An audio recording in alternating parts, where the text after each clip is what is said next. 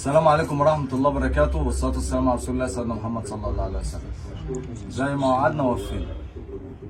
الفيديو اللي فات في ناس كتيرة علقت على الفيديو بتاع سؤال السكروتة، كنا عاملين فيديو وبنسأل فيه سؤال وجواب. ففي ناس كتيرة جاوبت ومعظم الإجابات كلها صح. السكروتة رقم 2 في الغية. أول حاجة في البول اللبلة الله، تمام؟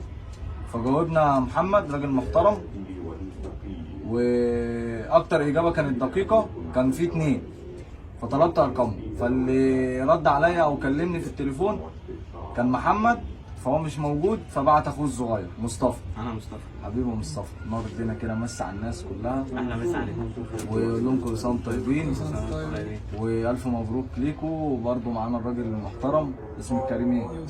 معانا يوسف برده. هم مش غاويين حمام، اخوهم هو اللي غاوي حمام، هم لسه ايه مش غاويين حمام، تمام؟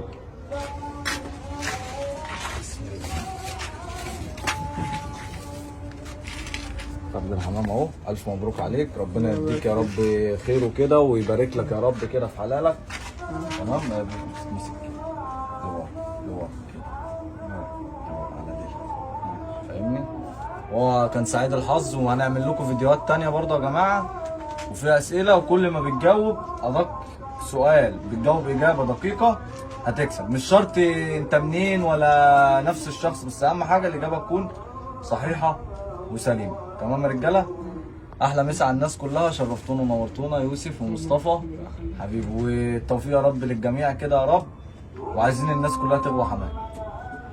احلى مسا عليكم. السلام عليكم ورحمه الله وبركاته، الصلاه والسلام على رسول الله سيدنا محمد صلى الله عليه وسلم. كل سنه وانتم طيبين يا رجاله، موسم سعيد على الناس كلها. رجعنا لكم في فيديو مهم وجميل قوي، تشخيص فرد الحمام من الزبله. ازاي تشخص فرد الحمام من الزبله؟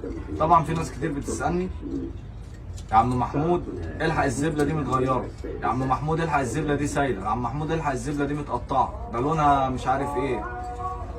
هقول لك الزبله دي فيها ايه. الله اكبر الله اعظم. هنكمل بعد الاذان. تمام يا رجاله، رجعنا لكم تاني نكمل الموضوع اللي كنا بنتكلم فيه. في الفيديو ده انا هوريك تعرف مرض فرد الحمام ايه. العلاج هيحتاج كل فيديو، يعني العلاج لوحده هيحتاج فيديو لوحده، كل علاج او كل مثلا مرض، طرق الوقايه، تشخيص، والعلاج والناتج عن ايه والكلام ده كله، تمام؟ طيب هنلف لفه سريعه كده، هوريك بعض من انواع الزبله او الزرق عند الحمام، واعرفك ده مرض ايه او ده تشخيصه ايه، تمام؟ طبعا ان في فتره تقلبات الجو اللي هي الاضطرابات بتاعه المعده بتبقى يومين وبترجع تاني، يعني يومين بتبتدي الزبله تتغير، وبعد كده فرد الحمام بيرجع زبلته الطبيعيه. لازم تبقى الزبله متماسكه حته واحده، عامل زي الحصو، تمام؟ لكن لو مثلا ظهرت يوم او يومين خلاص، لكن التكرار ده كده في مشكله، ده تشخيصه بقى بنخش عليه نشخصه. لو حد مثلا بيكلمنا على الماسنجر او الواتس، او مثلا بيسيب لي تعليق على اليوتيوب او على التيك توك، عندي فرد حمام عنده اسهال. طب ماشي، مع الاسهال ده كذا نوع، في اسهال ابيض، في اسهال زي الميه، في اخضر زرعي، في اسهال عامل زي الزيت كده ويبقى لامع ولونه غامق. فاحنا هنلف لفه سريعه كده ونبص.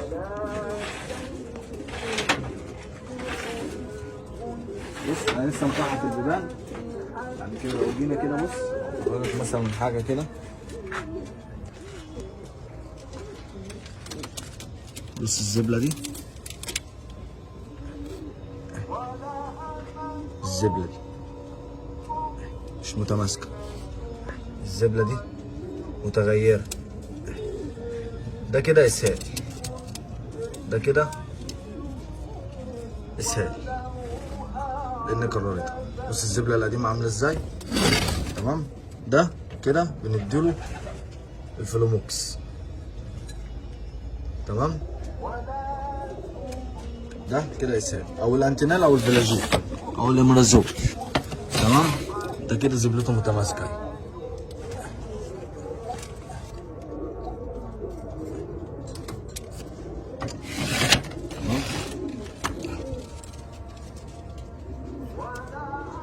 تمام.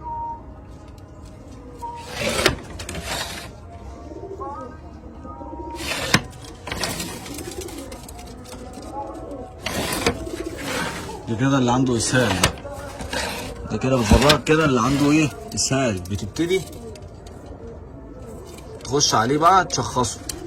طيب لو ظهرت لي مثلا زبله زي دي كده متقطعه وفيها لا مؤاخذه زي خيوط كده، بتبقى مثلا ديدان وبتبقى لزجه، ده كده بيبقى ديدان.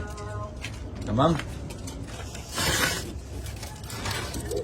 دي زبله عاديه طبعا كلنا عارفينها، بتبقى حته واحده اهي انت ماسكه اهي.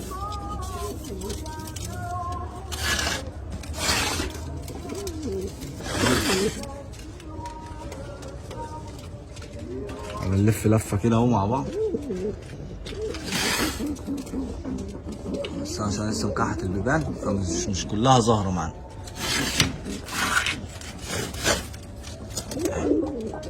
دي كده زبله سليمه. ده نازله صفرا عشان انا كنت مدي عليها، انا مدي عليها اهي. تمام. تبقى معظمها عامله زي الحصو كده اهي في الارض اهي.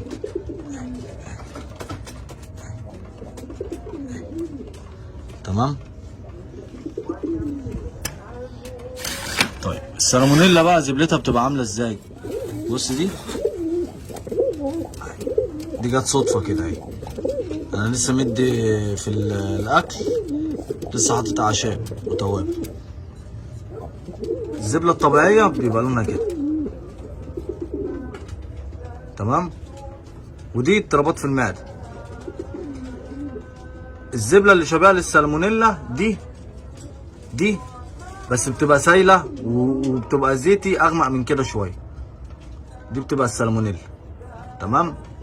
طبعا الواحد النهارده متبهدل شويه الكلام ده عشان النهارده الجمعه بقى، جمعه مباركه عليكم، فبنبتدي ايه نروق السلاكه والغايه النهارده يوم النظافه.